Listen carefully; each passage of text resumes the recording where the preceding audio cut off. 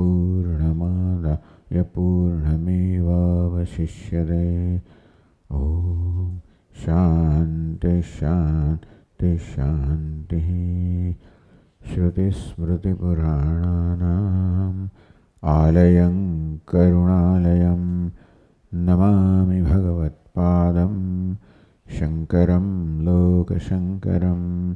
शङ्करं शङ्कराचार्यं केशवं बादरायणं सूत्रभाष्यकृतौ वन्दे भगवन्तौ पुनः पुनः। ईश्वरो गुरुरात्मेति मूर्तिभेदविभागिने व्योमवद्व्याप्तदेहाय दक्षिणामूर्तये नमः। तमेतं वेदानुवचनेन ब्राह्मणा विविदिशन्ति। यज्ञेन दानेन तपसा नाशकेन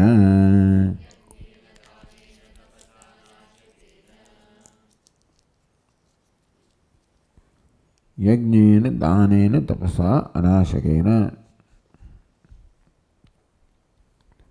यज्ञेन दानेन तो आ दान शब्द में घणो विस्तार कर्यो। यतिने संन्यासीने ध्यान में राखीने कि यति माटे अभयदान ए सर्वश्रेष्ठ दान छे, એટલે કે અહિંસાનું દાન। अहिंसा परमो धर्म समझाव्યું કેવી રીતે અહિંસામાં બધા જ ધર્મનો સમાવેશ થઈ જાય। સત્ય તપ દયા દાન ધર્મના 4 પાદ છે એ બધા અહિંસામાં આવી જાય। અહિંસાનું પાલન કરવાથી ધર્મનું સર્વ અંશમાં પાલન થાય।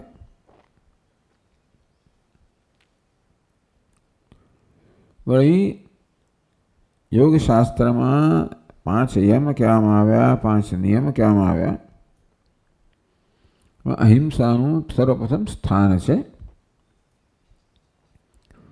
ये बड़ा स्वामी कहे अहिंसा रवि यम बाकीना यम नियम बधा समाई जाए छे।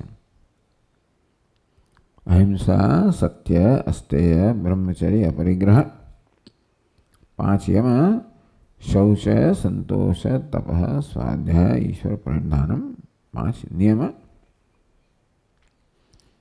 उत्तरे च यम नियमाः तन्मूलाः।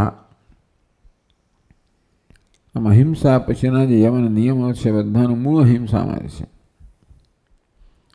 तत्सिद्धि परतया एव तत्प्रतिपादनाय प्रतिपाद्यन्ते। अहिंसानी मुख्य अर्थमां सिद्धि थाय। अहिंसानुं प्रतिपादन करवा माटे आ बधा यम नियम प्रतिपादन करवामां आव्या छे। तत् अवधात रूप करणाय उपादीयन्ते। तो बीजा यम नियमों उपादान करिए स्वीकारिए आचरण करिए शरण वडे तद अवधात रूप करणाय अवधात करवा माटे शुद्धत्व से करणाय अहिंसा ने शुद्ध करवा माटे। तस्मात् अहिंसका सर्वोत्तम।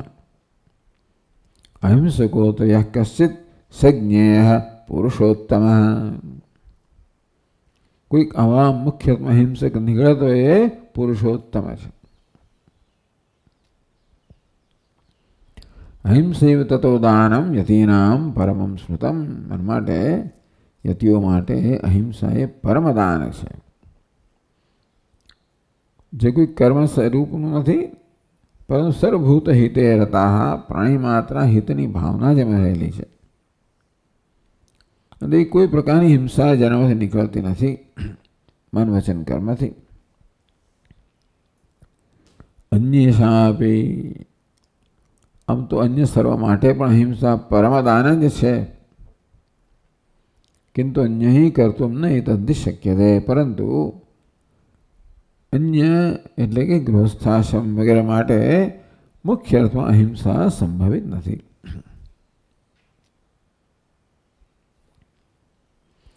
पछी आव्युं તપઃ તપો તપસા અનાશકેન. તો હવે યજ્ઞ સમજાવ્યા, દાન સમજાવ્યું, હવે તપસ સમજાવી રહ્યા છે.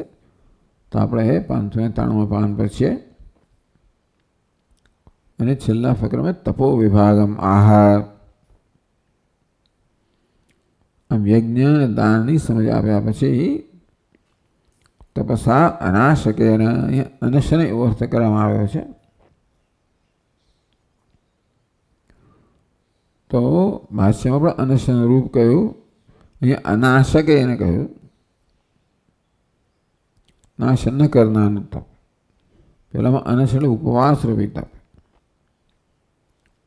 અથવા તપનો અર્થ તો નિયમો દ્વંદ્વ જે છે એને સહન કરવા, એને પણ તપ કહેવામાં આવે છે.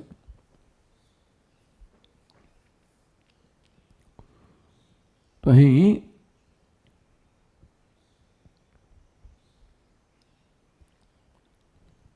1636 શ્લોકમાં કહે છે, 37માં, સર્વર્ણાશ્રમસ્થાનાં સ્વધર્મ પરિવર્તિનાં શાસ્ત્રસ્થેન વિધાનેન તપેતદુદીરિતમ.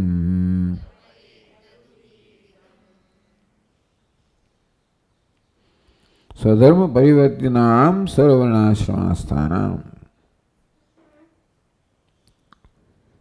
પોતાના ધર્મનું પરિવર્તન પાલન કરનારા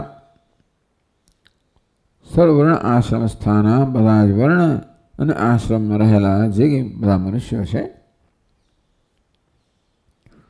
શાસ્ત્રસ્થેન વિધાનેન તપેતદ ઉદીરિતમ. તો પ્રત્યેક વર્ણના આશ્રમના સભ્યએ શાસ્ત્રમાં કયા પ્રકારે તપનું આચરણ કરવું જોઈએ. સર્વેષાં વર્ણિનાનામ આશ્રમિણાનામ ચ. સૌવર્ણના આશ્રમના જે સભ્યો છે મનુષ્યો, સ્વસ્વધર્મ અવિરોધેન શાસ્ત્રોક્ત વિધિના, શાસ્ત્રમાં જે વિધિ કહેવામાં આવ્યો જે પોતાના ધર્મથી વિરુદ્ધ ના હોય, એતદ ઉદીરિતમ, આ તપશ્ચર્યા કહેવામાં આવી છે. તો અહીં તપસ્યાને કહ્યું શરીરેન્દ્રિય મનસામ નિયમન રૂપમ તપ ભગવદ્ ગીતા સૂક્તમિતિ. એ તપનો આવો અર્થ કર્યો, શરીરેન્દ્રિય મનસામ નિયમ રૂપમ, શરીરનું, ઇન્દ્રિયોનું અને મનનું નિયમન કરવું, એમ નામ તપશ્ચર્યા કહેવામાં આવે. ભગવદ્ ગીતા દિશુ ઉક્તમ ઇત્યર્થ. આ પ્રકારનું તપશ્ચર્યા છે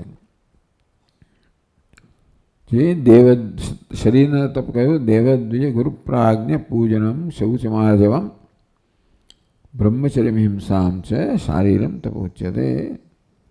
દેવ દ્વિજ એટલે બ્રાહ્મણ, ગુરુ અને વિદ્વાનો, મહાપુરુષો હોય, પૂજનમ નું યથાયોગ્ય પૂજન કરવું. દેવ પૂજનમ શૌચમ આર્જવમ. શૌચમ બાહ્ય શૌચને પણ શારીરિક તપ કહેવામાં આવ્યું. આર્જવમ પોતાનું કર્તવ્ય છે એનું યથાયોગ્ય પાલન કરવું. પ્રામાણિકતાથી પાલન કરવું, આર્જવમ પ્રામાણિકતા કહેવામાં આવી. પણ એ પણ કર્તવ્ય કર્મના શરીરના સ્તરે છે, એટલા માટે બ્રહ્મચર્યમ અહિંસા ચ શારીરમ તપોચ્યતે. તો આ હવે એટલે દરેક વર્ણના આશ્રમનો સભ્ય પોતપોતાની રીતે આ બધાનું પાલન કરે. અહિંસા કોને કહેવી, બ્રહ્મચર્ય કોને કહેવું. આમ બ્રહ્મચારી માટે બ્રહ્મચર્ય એક વસ્તુ છે, ગૃહસ્થ માટે બીજી વસ્તુ છે, વાનપ્રસ્થ માટે ત્રીજી વસ્તુ છે, સંન્યાસી માટે ચોથી વસ્તુ છે. અહિંસા, અહિંસા પણ જે પોતપોતાના એ કહેવામાં આવ્યું કે ભાઈ સ્વસ્વધર્મ અવિરોધેના. ગૃહસ્થાશ્રમ હોય તો અગ્નિહોત્રાદી કર્મ કરવાનું કર્તવ્ય હોય તો એમાં હિંસા રહેલી હોય. વાનપ્રસ્થ આશ્રમમાં એ બધું માનસિક રીતે કરવાનું હોય. સંન્યાસ આશ્રમમાં એ કશું કરવાનું ના હોય, બીજું કંઈક કરવાનું હોય. બ્રહ્મચારી સંધ્યાવંદન સમિદાધાનમ આ પ્રકારના કર્મ કરવાનો હોય. એટલે કંઈ પણ કર્મ કરવાનું આવે એટલે કશીક હિંસામાં રહેલી હોય. એ દ્રષ્ટિએ અહિંસાનું પાલન જે છે એ વર્ણ આશ્રમને અનુરૂપ થવાનું. બ્રહ્મચર્યનું પણ. એટલે શરીર, ઇન્દ્રિય, મનસા, શરીરમાં ઇન્દ્રિયો પણ આવી ગઈ. ઇન્દ્રિયમાં કર્મેન્દ્રિય તો વાણીનું પણ કહેવામાં આવે. અનુદ્વેગરમ વાક્યમ સત્યમ પ્રેહિતમ ચેત સ્વાધ્યાય વ્યસનમ ચૈવ વાંગ્મયમ તપોચ્યતે. અને વાંગ્મયમ વાણીના સ્તર તપસ્યા કહેવામાં આવી. કયું વાક્ય ઉચ્ચારવું જોઈએ? અનુદ્વેગરમ, પોતાના વાક્યથી અન્યનો ઉદ્વેગ ન જન્મે. પોતાનું વાક્ય સત્ય હોય, વળી એ પ્રિય રીતે બોલાયેલો હોય અને કંઈક હિત કરનારો હોય. આ પ્રકારે વાણીના તપની વાત કરવામાં આવી. મનઃપ્રસાદ સૌમ્યત્વમ મૌનમ આત્મવિનિગ્રહ ભાવ સંશુદ્ધિ ઇત્યેતત તપો માનસમુચ્યતે. ભાવ સંશુદ્ધિ, ઈરાદાઓ ચોખ્ખા હોવા જોઈએ. ભાવ સંશુદ્ધિ, આપણા મનના ઈરાદાઓ ચોખ્ખા હોય. એટલે આ બધું આ માનસનું તપ કહેવામાં આવ્યું. ભગવદ્ ગીતાદિષુ ઉક્તમ ઇત્યર્થ. ભગવદ્ ગીતા અને બીજા બધા સ્મૃતિ ગ્રંથોમાં આ પ્રકારે દેહેન્દ્રિય, મન, બુદ્ધિ વગેરેના તપશ્ચર્યાનું વિસ્તારથી વર્ણન કરવામાં આવ્યું છે. એ દરેક આશ્રમ, વર્ણ અને આશ્રમના સભ્યએ પોતાના ધર્મનું વિહિત કર્મનું પાલન કરતાં કરતાં કરવું જોઈએ. એટલે કે તપશ્ચર્યા જે કહેવામાં આવી એના અનુષ્ઠાનમાં પોતાના ધર્મનો ભોગ ના પાવો જોઈએ. એટલે કહ્યું કે સ્વસ્વધર્મ અવિરોધેના. પોતાના ધર્મનું એટલે કે નિયત કર્મનું પાલન થાય, ફરજનું પાલન થાય. અર્થાત ધર્મના આચરણને, ફરજના પાલનને મુખ્ય કહેવામાં આવ્યું. મુખ્ય તપશ્ચર્યા છે. ક્યારેક તો સ્વધર્મ આચરણને જ તપશ્ચર્યા કહેવામાં આવે છે. એમાં મનનું નિયંત્રણ રહેલું હોય છે. તદુપરાંત પોતાના ધર્મનો ભોગ ન અપાય એ પ્રકારે આ શરીરનું, ઇન્દ્રિયોનું, મનના સ્તરની તપસ્યા. તપસા અનાશકેન, અનાશકને અનશન કહેવામાં આવ્યું. એટલે તપસા અનાશકેન બે જુદા કરવામાં આવ્યા. તપસ એટલે દેહ, વાણી, મનના સ્તરે થતું નિયંત્રણ. અનાશકેન અનશનેન એટલે ભૂખ્યા રહેવું, ઉપવાસ કરવો. તો અનશન વિભાગમાં એ પણ વળી પાછું વર્ણ આશ્રમ પર આધારિત છે. એટલા માટે 3 શ્લોકમાં એને કહે છે. તો પછીના શ્લોકમાં કહે છે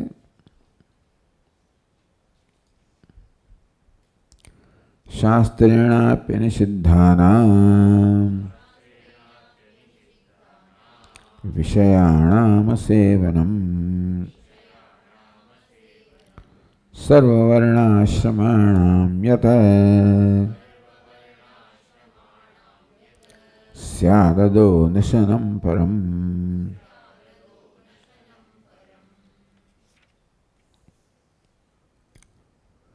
શાસ્ત્રેણાપી અનિષિદ્ધાનામ વિષયાણામ અસેવનમ.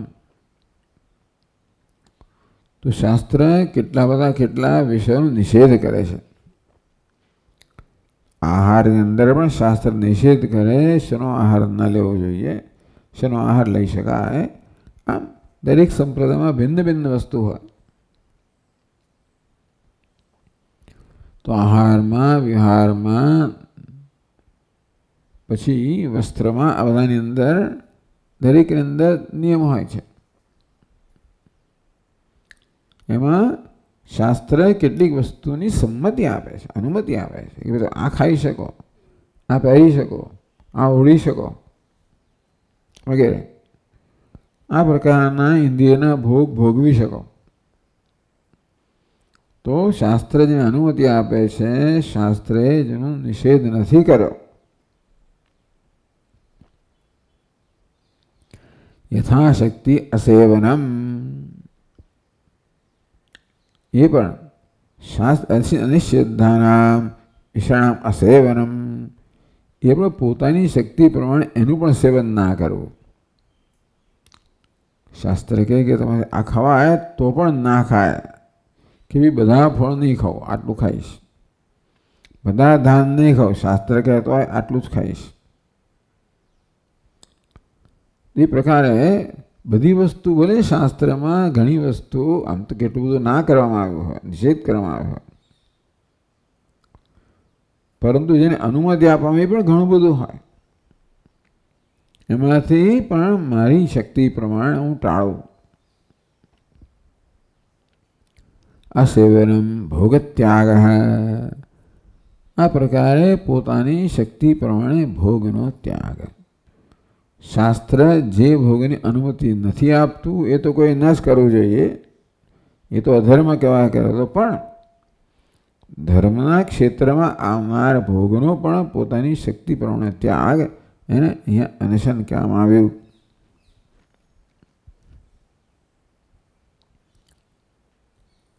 બીજો શ્લોક વાંચે. યથાશક્તિયતિમ હિત્વા યતેરનશનમ ત્વિદમ ઇચ્છામાત્રસ્ય સંત્યાગઃ ઇહામુત્રાત સંશયઃ યથોપપન્ન ભૈક્ષેણ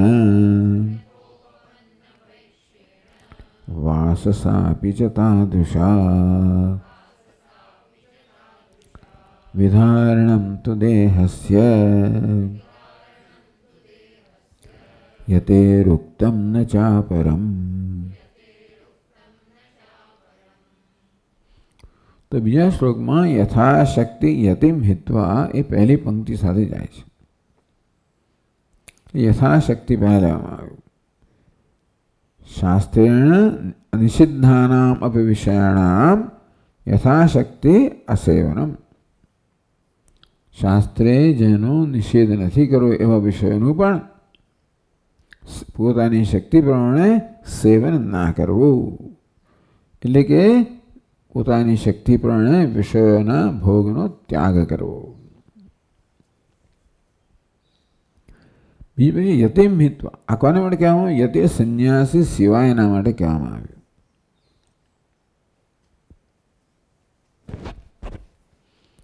સર્વવર્ણાશ્રમાણામ સ્યાદ અનશનમ પરમ, સર્વેષામ વર્ણાશ્રમાણામ યોગ્યમ અનશનમ ઇતિ.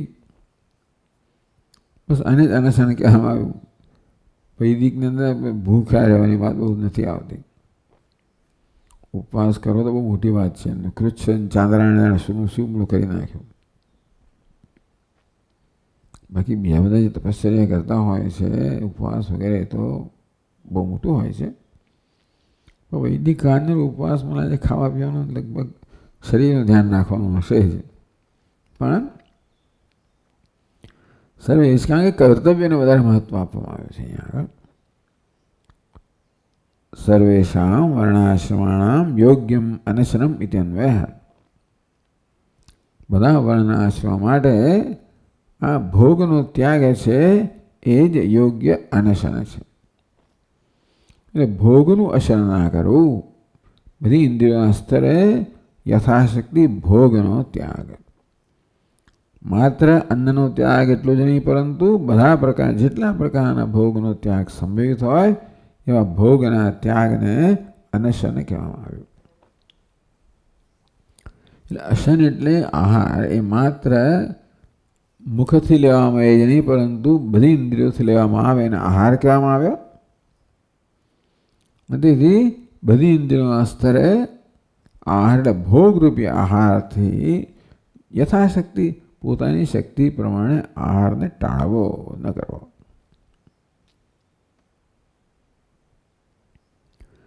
યતે અનશનમ તુ ઇદમ. હવે યતિ માટે સંન્યાસી માટે આ પ્રકારે આને અનશન કહે. ઈચ્છા માત્ર સંત્યાગ યહામૂત્રાત સંશય. યતિ માટે તો ભોગ ત્યાગ તો ખરો છે, પણ ઈચ્છા માત્ર સે સંત્યાગ, ઈચ્છા માત્રનો ત્યાગ કરવો.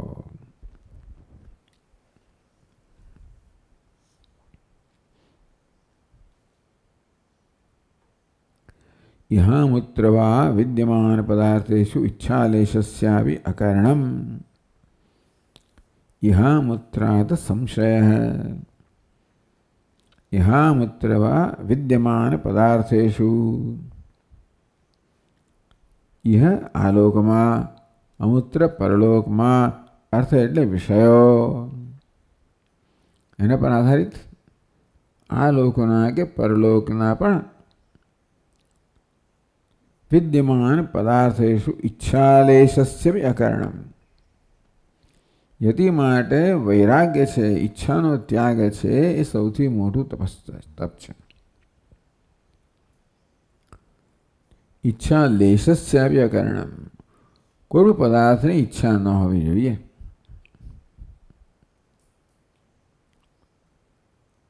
યથોપન્ન ભૈક્ષેણ વાસસા વિજતાદૃશા તથા યથોપન્નેન ભૈક્ષેણ યથ ઔપન્નેન યથા પ્રાપ્તેન ભિક્ષાન્નેન. ભિક્ષાનું અન્ન પણ જે પ્રકારે પ્રાપ્ત થાય તે. સંન્યાસી તો કશું રાંધવું ના જોઈએ, એની પાસે તો હોય જ નહીં. એ જમાનો અગ્નિ પણ ના હોય, એટલે પોતે તો રસોઈ કરી જ ના શકે. ક્યાં તો ભિક્ષા માટે જાય તો અન્ન ક્ષેત્રો છે એ સારું છે, પરંતુ ભિક્ષા માટે જાઓ અને જે મળે યથોપન્નેન, જે મળે તે ખરું. અમુક જ વસ્તુ જોઈએ. સ્વાદવંદમ નથી યાચ્યતામ વિધિવશાત પ્રાપ્તેન સંતુષ્યતામ. સ્વાદિષ્ટ અન્નની યાચના ન કરવી જોઈએ. વિધિવશાત ઈશ્વરની ઈચ્છા પ્રમાણે જે પ્રાપ્ત થાય એનાથી સંતોષ માનવો જોઈએ. ક્ષુદ્ર વ્યાધિ ચિકિત્સતા. એટલે ક્ષુધારૂપી વ્યાધિની ચિકિત્સા કરવી જોઈએ, ઉપવાસ ના કરવા જોઈએ. તો એ વ્યાધિની ચિકિત્સા કરવા માટે ભિક્ષૌષધમ પૂજ્યતા. ભિક્ષારૂપી ઔષધ છે એનું તમારે સેવન કરવું જોઈએ ક્ષુધારૂપી વ્યાધિની ચિકિત્સા કરવા માટે. પણ એ ભિક્ષો ભીખ માગીને લેવામાં અન્ન. સ્વાદવંદમ સાધુવંદમ નચુ યાચ્યતા. સ્વાદુ એટલે સ્વાદિષ્ટ અન્નની યાચના ન કરવી જોઈએ. યાચના ન કરવી જોઈએ कि मामा हमको वो दे दीजिए, वो दे दीजिए, आपके घर में है. विधिवशात प्राप्त संतुष्यताम यथोपन्न भैक्षेण. જે ઉપસ્થિત થાય પોતાની સમક્ષ એ પ્રકારના ભિક્ષાન અન્નથી સંતુષ્યતામ, સંતોષ મેળવવો જોઈએ.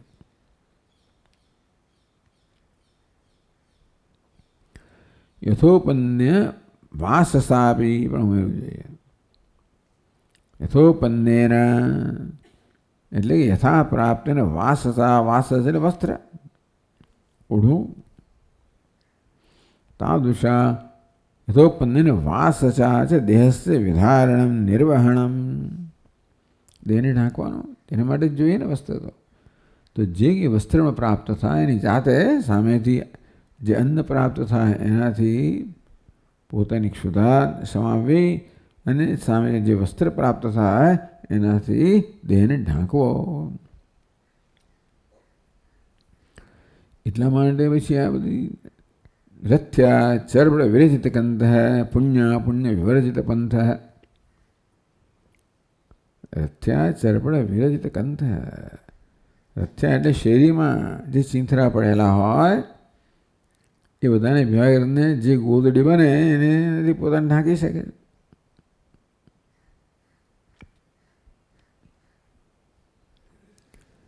દેહસ્ય વિધારણમ તો એ દેહનું આ પ્રકારે ભિક્ષાન્નથી ધારણ કરવું અને વસ્ત્રથી ધારણ કરવું. યથોપન્નેના જે ઉપસ્થિત સામે ચાલીને થાય તેનાથી.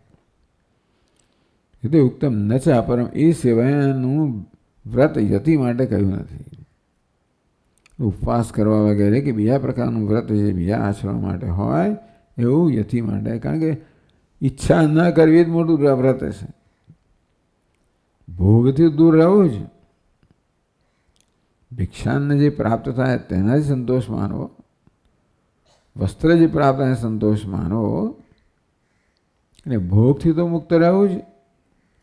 સાથે કોઈ વિષયની ઈચ્છા ન કરવી, ઈચ્છાથી મુક્ત રહેવું. એટલે યતિ જે જ્ઞાનનો સાધક છે એને અનુરૂપ જે આ મૂલ્યોનું પાલન કરવામાં આવે છે. દાન પણ આ અભય દાન છે એ જ્ઞાનની સાધના અનુરૂપ છે.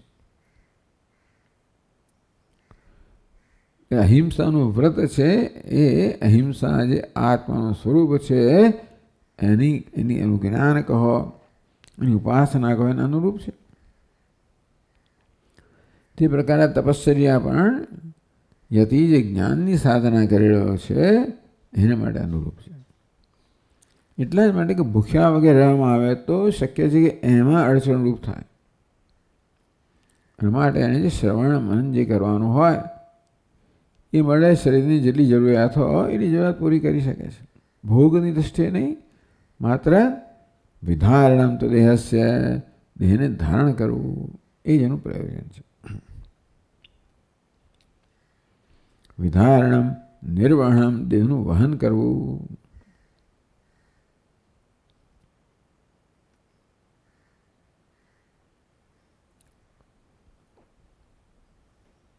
છેલ્લા શ્લોકમાં આખો વિષય છે એનું સમાપન કરે છે.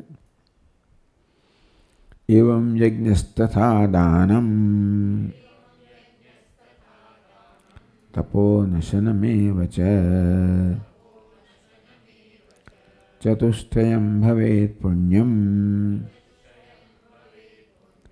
બ્રહ્મ વિજ્ઞાન કારણમ.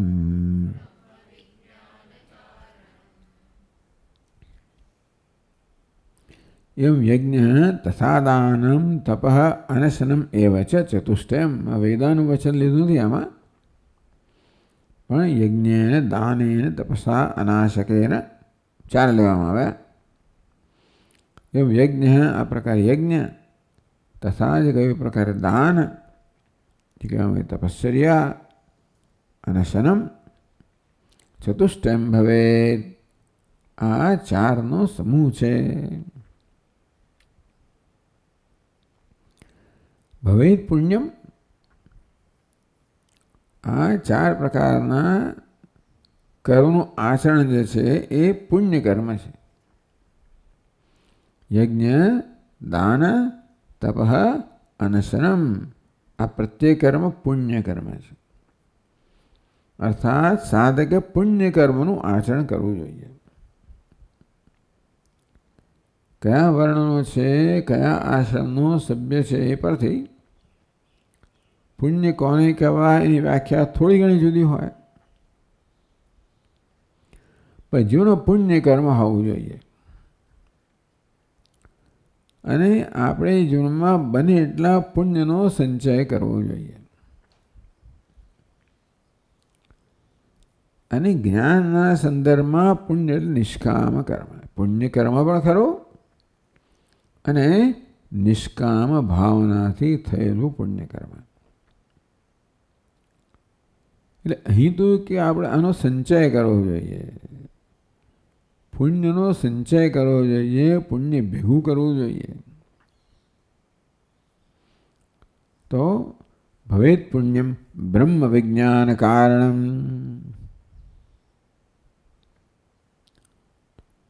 તો આ પ્રકારે બ્રહ્મ વિજ્ઞાન કારણમ एवं विध यज्ञादि चतुष्टयं पुण्यम ब्रह्म विज्ञान हेतुतया उक्तम।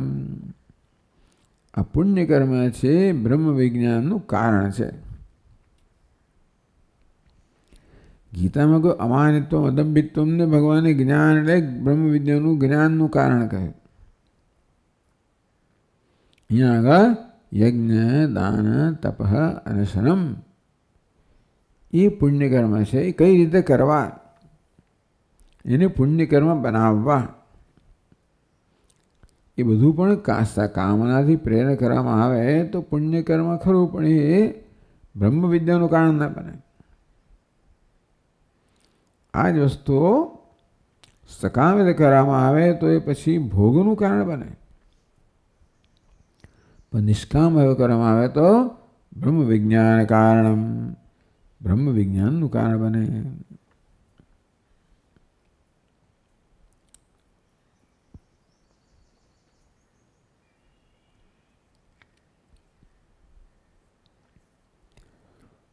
તો કહે છે યજ્ઞાદીનામ દૃઢ વિજ્ઞાન જનને દ્વારમાહ. યજ્ઞ દાન તપ અને શનમ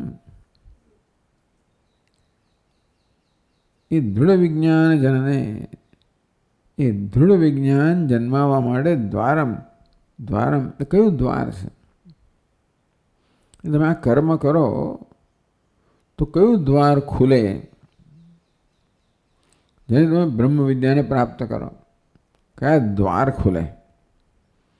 એટલે કે આ પુણ્યકર્મ જે કહેવામાં આવે નિષ્કામ ભાવથી કરવાનું પુણ્યકર્મ બ્રહ્મ વિજ્ઞાનનું કારણ કઈ રીતે બને? બ્રહ્મ વિજ્ઞાન માટેના દ્વાર ખોલે, જે દ્વારા પછી આપણે બ્રહ્મ વિજ્ઞાનને પ્રાપ્ત કરી શકીએ. તો દૃઢ વિજ્ઞાન જનને દ્વારમાં આ પ્રકારના પુણ્યકર્મ કેવી રીતે દૃઢ વિજ્ઞાનને જન્મ આપે છે એ કયા દ્વારે એ કહે છે. 2 શ્લોકમાં કહે છે જાતે બ્રહ્મણિ વિજ્ઞાને દુષ્ટા દુષ્ટ સહાયતઃ ઈચ્છા વિષય સૌંદર્યાદ સ્વયમેવ પ્રજાયતે.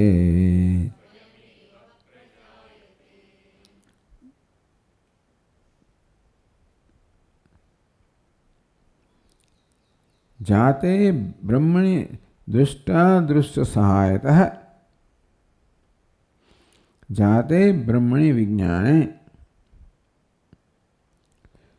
વિષય સૌંદર્યાત ઈચ્છા સ્વયમેવ પ્રજાયતે. દુષ્ટ દુષ્ટ સહાયતઃ તો દુષ્ટ અને દુષ્ટની સહાયથી यदा दृष्टा दृष्ट रूपेभ्य सहायेभ्य ब्रह्म विज्ञानम जायते.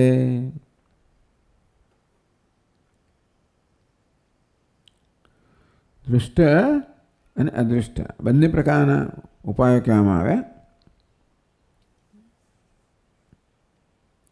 યજ્ઞ દાન તપ કેવા દૃષ્ટ ઉપાય કહેવામાં આવે. અદૃષ્ટ પછી ક્યાં છે?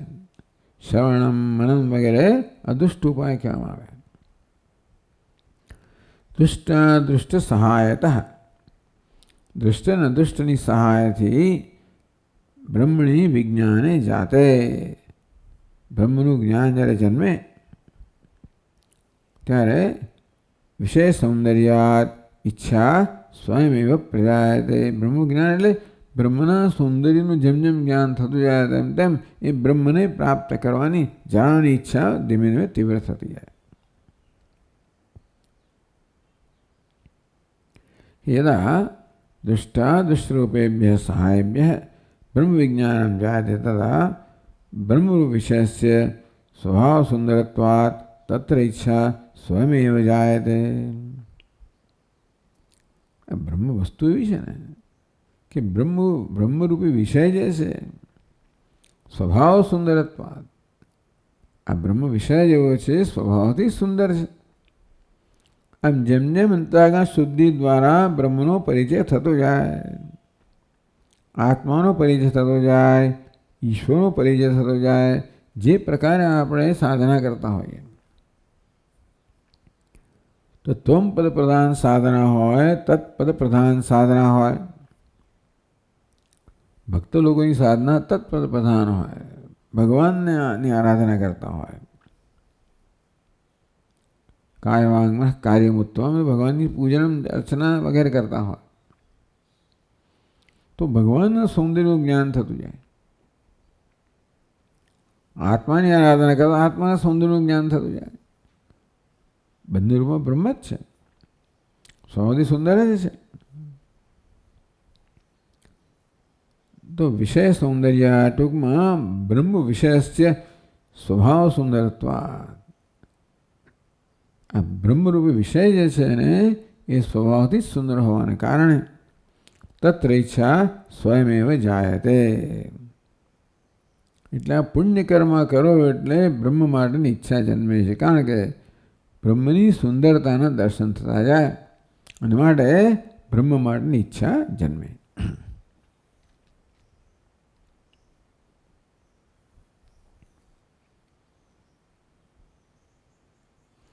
એનો ક્રમ બતાવે છે. અદૃષ્ટા જાયતે દૃષ્ટમ, દૃષ્ટા જ્ઞાનમ પ્રજાયતે, ઈચ્છા જ્ઞાનાદ ભવેત ચિત્તમ, ઈચ્છા તો ન બહિર્વ્રજેત.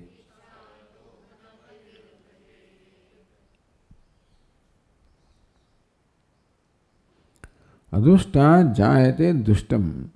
અદુષ્ટ કહો, પુણ્ય કહો. આજે પુણ્ય કર્મ કર્યા, યજ્ઞ દાન તપ અનશન વગેરે પુણ્ય કર્મ જે કર્યા નિષ્કામ ભાવે, એનાથી દુષ્ટમ દુષ્ટ વસ્તુ જન્મે છે. શું દુષ્ટ વસ્તુ શું છે? તત્ર અદુષ્ટાદ યાગાદિ સુકૃત રૂપાત. તો યજ્ઞ દાન તપસ્યા વગેરેથી જે સુકૃત સત્કર્મ થયા, નિષ્કામ કર્મ થયા, એને જે પુણ્ય કર્મ મળે, પુણ્ય થયું એનાથી દુષ્ટ વસ્તુ પ્રાપ્ત થાય. આપણે અનુભવી શકીએ પ્રકારની વસ્તુ પ્રાપ્ત. કઈ વસ્તુ છે? ગુરુ શાસ્ત્ર અધિકારી શરીરાદિ લાભ રૂપમ જાયતે. અધિકારી શરીર પ્રાપ્ત થાય. જે કંઈ શરીર અત્યારે પ્રાપ્ત થયું છે, જે દ્વારા આ બધું કરવામાં આવે છે, એ પણ પૂર્વના પુણ્યના પરિણામે જ છે. તો જ આ પ્રકારની રુચિ જન્મે. આમ બ્રહ્મનું શ્રવણ કરવું કોને ગમે? વેદાંતનું શ્રવણ બહુ શુષ્ક છે ને, આમ તો આ વિષય અત્યંત શુષ્ક છે. એટલે એનો રસ કોને મળે? એના રસનો આનંદ કોણ લઈ શકે? જેનામાં એ પ્રકારની વિશેષ વૃત્તિ જન્મી છે તે જ. અને તેથી એ પ્રકારની ઉપાધિ છે પ્રાપ્ત થઈ હોય તો જ આ શાસ્ત્રના શ્રવણની ઈચ્છા જન્મે. અને શ્રવણ ક્યારે થાય? જ્યારે વક્તા મળે ત્યારે, કે અધિકારી શરીર પ્રાપ્ત થાય, ગુરુ પ્રાપ્ત થાય. ગુરુ શાસ્ત્ર અધિકારી શરીરાદિ લાભ રૂપમ. શાસ્ત્ર ગ્રંથોનો આપણને શ્રવણ થાય, એ ગ્રંથો સમજવાની આપણામાં ક્ષમતા હોય, એ અધિકારી શરીર છે, એ પણ પ્રાપ્ત થાય. આ પ્રકારે આ બધી વસ્તુ જે કંઈ માત્રામાં આપણે ધરાવતા હોઈએ, આ બધી વસ્તુ પૂર્વમાં કરેલા પુણ્યનું પરિણામ છે. પણ એ પુણ્ય ચાલુ જ રહેવા જોઈએ. આ પ્રક્રિયા ચાલુ જ રહેવી જોઈએ. પુણ્યનો બને એટલો સંચય થવો જ જોઈએ. નિષ્કામ કરવાની કોઈ પણ તક આપણે મેળવીને પુણ્યનો સંચય કરવો જ જોઈએ, જેથી ઉપાધિમાં, શાસ્ત્રની સમજમાં, ગુરુ આ બધી વસ્તુઓમાં ઉન્નતિ થાય. એટલે આપણામાં અદૃષ્ટ છે, પુણ્ય આપણે સંચિત કર્યું છે, એ માટેનો પુરાવો કયો? તો કે આ દૃષ્ટ વસ્તુ પ્રાપ્ત થાય. અધિકારી શરીર પ્રાપ્ત થયું, ગુરુ પ્રાપ્ત થયા, શાસ્ત્ર પ્રાપ્ત થયું, શ્રવણ પ્રાપ્ત થયું, સમજ પ્રાપ્ત થઈ, રસ પ્રાપ્ત થયો, અને એનો પછી એનો વધારે વધારે આનંદ પ્રાપ્ત થાય એટલે વધારે ઈચ્છા જન્મતી ગઈ.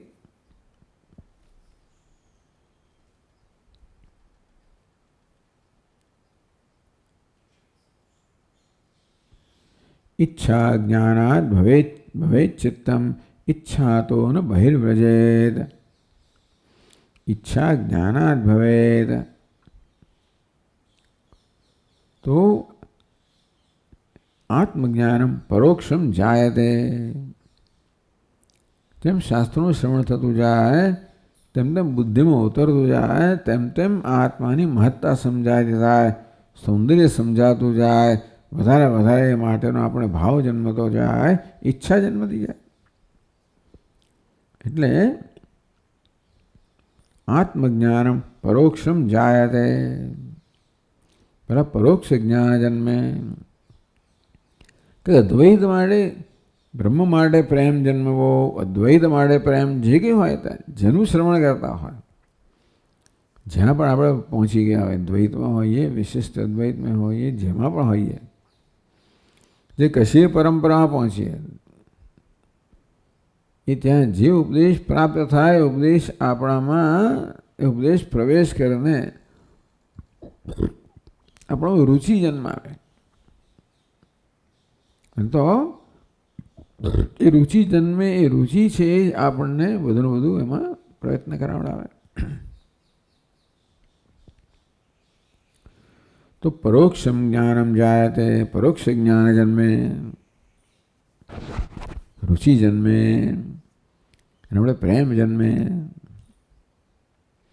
તત આત્મ સાક્ષાત્કાર ઈચ્છા જાયતે.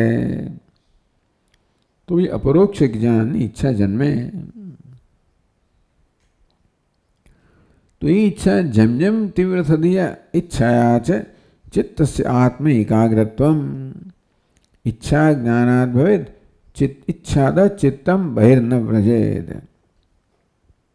આમ આત્માની ઈચ્છા જેમ જેમ જન્મે તેમ તેમ ચિત્તને એમાં જ રત રહેવું ગમે, વધુ વધુ શ્રવણ કરવું ગમે, વધુ વધુ મનન કરવું ગમે, વધુ વધુ એમાં જ ચિત્તને ચોંટેલા રહેવું ગમે, બીજું કશું ગમે નહીં. તો કહે છે કે ઈચ્છા જ્ઞાનાદ ભવેત ઈચ્છાતઃ ચિત્તમ ન બહિર્વ્રજેત. ચિત્ત કોઈ બહાર ન જાય, ચિત્તની એકાગ્રતા થાય. ઈચ્છાત ચિત્તસ્ય આત્મની એકાગ્રત્વમ જાયતે. ઈચ્છાને કારણે ચિત્તનું આત્મામાં, ચિત્તની આત્મા એકાગ્રતા જન્મે.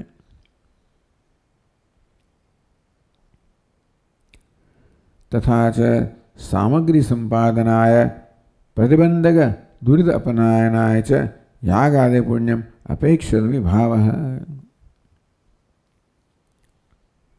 ટૂંકમાં સામગ્રી આ બધી સામગ્રી પ્રાપ્ત કરવા માટે, દુષ્ટ સામગ્રી, અધિકારી દેહ હોય, ગુરુ હોય, શાસ્ત્ર, એટલે ઈશ્વર કૃપા, ગુરુ કૃપા, શાસ્ત્ર કૃપા, આત્મકૃપા,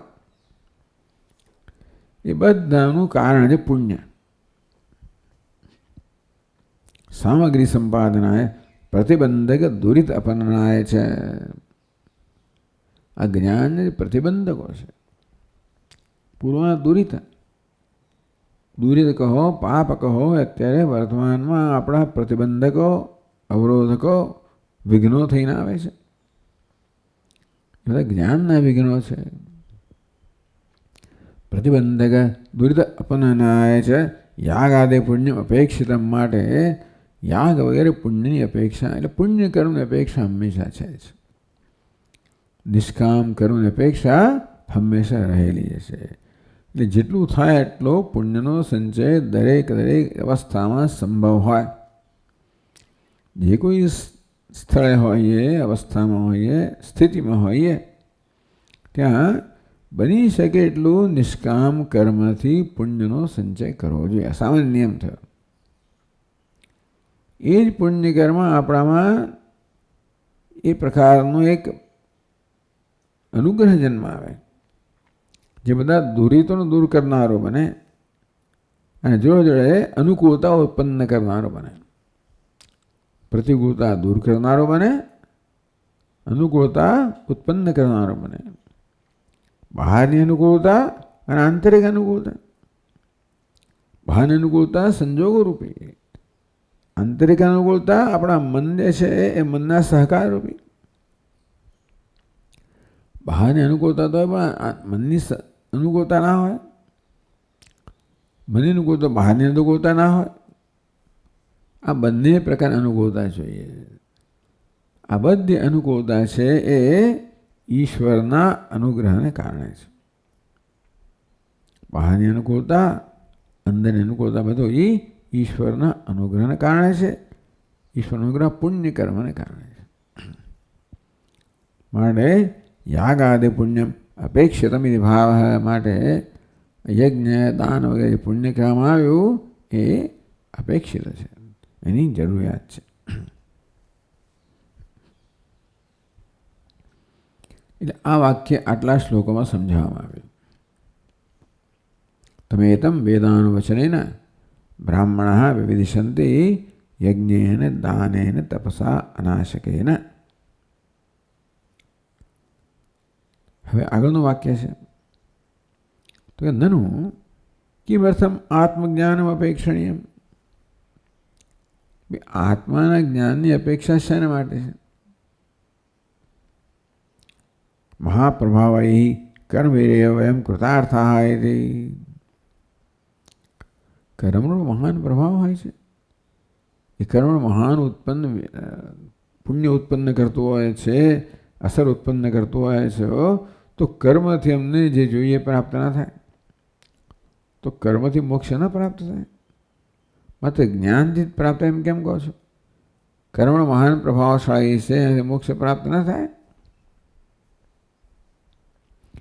એ શંકાવારકસ્ય મુનિર્ભવતી વાક્યસ્ય અંત્યવાક્યસ્ય અર્થમાહ. તો પહેલી પાદનો કહે છે અને પછી બીજી પાદનો છે બીજા પાને. એતમેવ વિદિત્વા મુનિર્ભવતી એતમેવ પ્રવ્રાજનો લોકમિચ્છन्तઃ પ્રવ્રજન્તે ઇતિ. એતમેવ વિદિત્વા મુનિર્ભવતી. એતત આ જ્ઞાન પ્રાપ્ત કરીને મુનિ બને છે. પછીનું વાક્ય એતમેવ લોકમિચ્છन्तઃ પ્રવ્રાજન પ્રવ્રજન્તિ. આ જ લોકની ઈચ્છા કરીને, આત્મલોકની ઈચ્છા કરીને પ્રવ્રાજન સંન્યાસીઓ પ્રવ્રજન કરે છે. એટલે બીજા વાક્યને પહેલું, બીજું વાક્ય પહેલું જોઈએ, પહેલું વાક્ય પછી જોઈએ, પણ જે હોય તે. બીજા વાક્યમાં શું કહ્યું? એતમ એવ લોકમિચ્છन्तઃ. આ જ આત્મલોકની ઈચ્છા કરનારા સંન્યાસીઓ એટલે સાધકો સંન્યાસ ગ્રહણ કરે છે. એ વાક્યમાં કહ્યું કે મુમુક્ષુઓ પણ સંન્યાસ ધારણ કરે છે. એટલે મુમુક્ષુઓ માટે પણ સંન્યાસનું વિધાન કરવામાં આવ્યું. એકદમ વિદિત્વા, પહેલા તો લોકની ઈચ્છા કરનારા હતા. વિદિત્વા એ જ્ઞાન પ્રાપ્ત કરીને મુનિર્ભવતી, એ મુનિ બને છે, મુખ્ય અર્થમાં સંન્યાસી બને છે. એટલે આ જ્ઞાનની ઈચ્છા કરનારો છે એ વિવિધિષા સંન્યાસી. વિદિત્વા જ્ઞાન પ્રાપ્ત મુનિ બને છે, મુખ્ય અર્થમાં એટલે વિદ્વત સંન્યાસી બને છે. આ બે પ્રકારના સંન્યાસીની વાત કરવામાં આવી, વિવિધિષા સંન્યાસી અને વિદ્વત સંન્યાસી. તો પહેલા વિદ્વત સંન્યાસીની વાત કરે છે. યદા ચિત્તમિ ત્રિભિઃ, 3 શ્લોકની અંદર કહે છે. મુનિર્ભવે, મુનિ બને છે એટલે કે જીવન મુક્ત બને છે, વિદ્વત સંન્યાસી બને છે. યદા ચિત્તમ બહિર્નયતિ, स्वात्मनो दैवयोगतः तदा तस्मिन् हि विज्ञानम् दृढमस्य प्रजायते।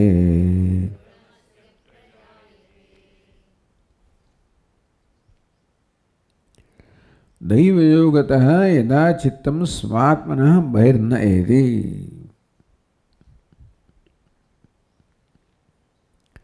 दैवयोगतः, दैव એટલે ઈશ્વર અનુગ્રહ, દેવાનુગ્રહ હેતુકમ, તો દૈવમ કહો, ઈશ્વરાનુગ્રહ કહો. દૈવયોગતઃ આ પ્રકારે ઈશ્વરના અનુગ્રહથી એટલે કે પૂર્વ પુણ્યના પરિણામે યદા ચિત્તમ બહિર્ન એતિ આગળ કહ્યું ને, ઈચ્છા જ્ઞાનાદ ભવે ચિત્તમ ઈચ્છાતો ન બહિર્વ્રજેત. પરોક્ષ જ્ઞાનથી અપરોક્ષ જ્ઞાનની ઈચ્છા જન્મે, ઈચ્છા જન્મ્યા પછી ચિત્ત બહિર્મુખ નથી બનતું. એટલે એવો દૈવયોગ પ્રાપ્ત થાય કે અપરોક્ષ જ્ઞાનની ઈચ્છા જન્મે. તેથી ચિત્તમ સ્વાત્મનઃ બહિર્નયતિ યદા, ચિત્ત પછી આત્મામાંથી પંચમી ભક્તિ છે ત્યાં આગળ, આત્માથી બહાર જતું નથી. તદા તસ્મિન વિજ્ઞાનમ ધ્રુવસ્ય પ્રજાયતે, ત્યારે પછી આનામાં દ્રઢ વિજ્ઞાન જન્મે છે. આ દ્રઢ વિજ્ઞાન કહો, જ્ઞાન નિષ્ઠા કહો, જેને મુનિ કહો, વિદ્વત સંન્યાસી કહો, એ ક્યારે થાય? ચિત્તની એકાગ્રતા જ્યારે આત્મા પ્રાપ્ત થાય. દૈવયોગતઃ ઈશ્વરના અનુગ્રહથી જ્યારે આ ચિત્ત આત્મા એકાગ્ર બને ત્યાર પછી એ જ્ઞાનમાં દૃઢતા પ્રાપ્ત થાય. કહે છે ટીકા, યદા ચિત્ત એકાગ્રમ ભવતી, એટલે ટૂંકમાં યદા ચિત્તમ બહિર્નયતિ દૈવયોગતા, એનાથી કહેવામાં આવ્યું યદા ચિત્તૈકાગ્રમ ભવતી, દૈવના યોગથી કે ભાઈ ઈશ્વરના અનુગ્રહથી પૂર્વ પુણ્યના પરિપાક રૂપે જ્યારે ચિત્તની એકાગ્રતા. એટલે ત્યાં આપણે જોયું ને અહીંયા આગળ ઉપદેશ શાસ્ત્રીમાં પણ આ દેહ છે એ પણ જ્ઞાનનું કારણ છે. આપણો વિશેષ દેહ મળતો હોય છે. ટૂંકમાં જે દેહમાં મુનિ બને, વિદ્વત સંન્યાસી બને, જીવનમુક્ત બને, એ કોઈ સામાન્ય દેહ નથી. એ દેહ પણ પૂર્વના કર્મનું જ પરિણામ છે, પૂર્વનું પુણ્યનું પરિણામ છે. એટલે કર્મથી જ્ઞાન જન્મે એમ કહેવાય.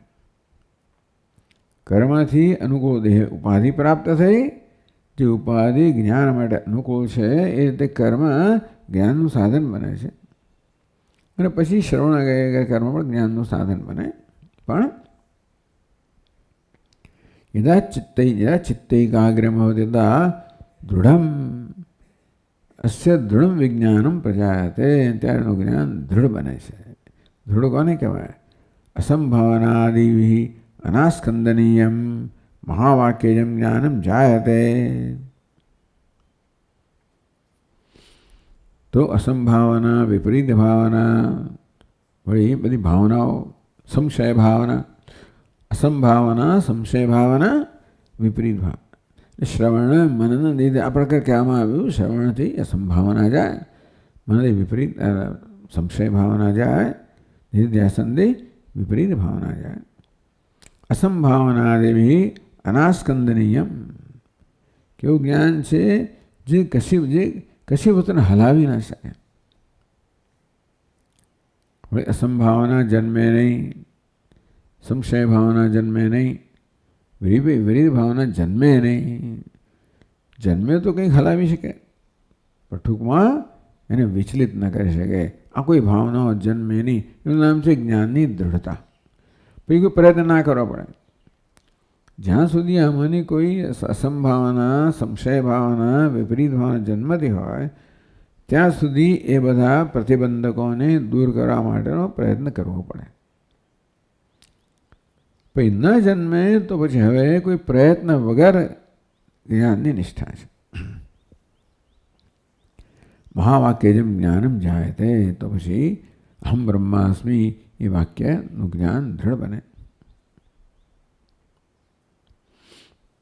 પછીના શ્લોકમાં કહે છે તતો મુનિર્ભવે દેશ આત્મજ્ઞો બ્રહ્મણો યતઃ આત્માનમેવ વિજ્ઞાય મુનિર્ભવતિ નાન્યથા. તથા એષ આત્મજ્ઞ બ્રાહ્મણ મુનિર્ભવેત. તત તે કારણથી, ત્યાર પછી એવું થયું. તો એ કારણ નથી, ત્યાર પછી કારણથી પણ કહેવાય. તથા દૃઢ જ્ઞાન, એ દૃઢ જ્ઞાનને કારણે એષ બ્રાહ્મણ મુનિર્ભવેત. આ બ્રાહ્મણ હવે મુનિ બને. જીવન મુક્તિ ફલક જ્ઞાનશીલતાશાલી ભવતી. જીવન મુક્તિ જેનું ફળ છે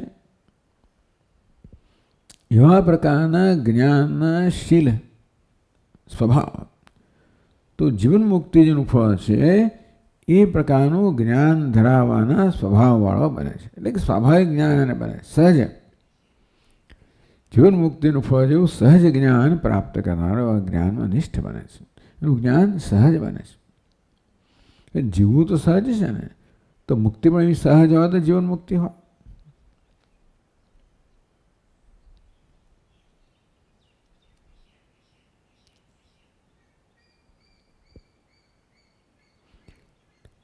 આત્માને વિજ્ઞાય મુનિર્ભવતી નાન્યથા. તેથી આત્માને જાણીને જ મુનિ બને છે, બીજી કોઈ રીતે નહીં. તો પછીના શ્લોકમાં કહે છે યદા યજ્ઞાદિભિઃ પુણ્યૈઃ ઈચ્છા ભવતિ દેહિનઃ આત્મનિ બ્રહ્મરૂપેऽસ્મિन् સ્વયં જ્યોતિઃ સુખાદ્વયે.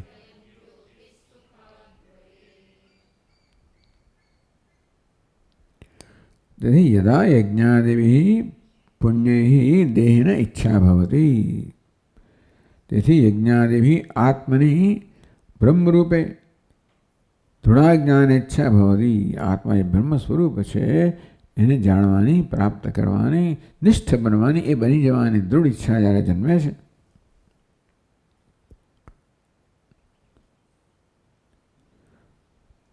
તથા આત્માન વિજ્ઞાય મુનિર્ભવતી. તથા આત્માન વિજ્ઞા એવ મુનિર્ભવતી. ત્યારે જ આવી દ્રઢ ઈચ્છાના પરિણામે આત્માને જાણીને જ આ જ્ઞાની મુનિ ભવે છે. મુનિએ જીવન મુક્તિ લક્ષણો ભવતી. જીવન મુક્તિ ધરાવનાર મુનિ બને, જીવન મુક્ત બને છે. નાન્યથા, બીજી કોઈ રીતે નહીં. ઇતરત કર્મફલમ પ્રાપ્ય ત્રયાણામ સંબંધ. બીજી કોઈ રીતે નહીં. એટલે કે ટૂંકમાં બીજા પ્રકારનું કર્મફળ પ્રાપ્ત કરે નહીં. આ બધાથી આ જે પુણ્ય પ્રકારનું પ્રાપ્ત થાય એ પ્રથિત થાય. બીજા પ્રકારના સકામ કર્મ જે પુણ્ય છે એનાથી ન થાય, બીજા કશાથી નહીં. અન્યથા પ્રજાય તે એક જ રીતે છે એ જ્ઞાન જન્મે છે. એટલે યજ્ઞે દાને તપસા અનાશકેન તો મુનિર્ભવતી. એ છેવટે એ મુનિ અર્થાત જીવન મુક્ત બને છે એવું કહેવામાં આવ્યું. ઓમ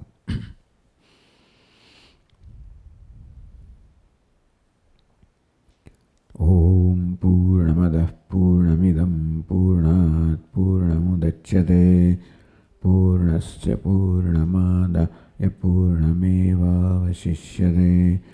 ઓમ શાંતિ શાંતિ શાંતિ. શંકરં શંકરાચાર્યં કેશવં બાદરાયણં સૂત્રભાષ્યકૃતૌ વંદે ભગવन्तौ પુનઃ પુનઃ. ઈશ્વરો ગુરુરાત્મેતિ મૂર્તિભેદવિભાગિને વ્યોમવદ્વ્યાપ્તદેહાય दक्षिणामूर्तये नमः। ओम शांति शांति शांति। हरि ओम। श्री गुरुभ्यो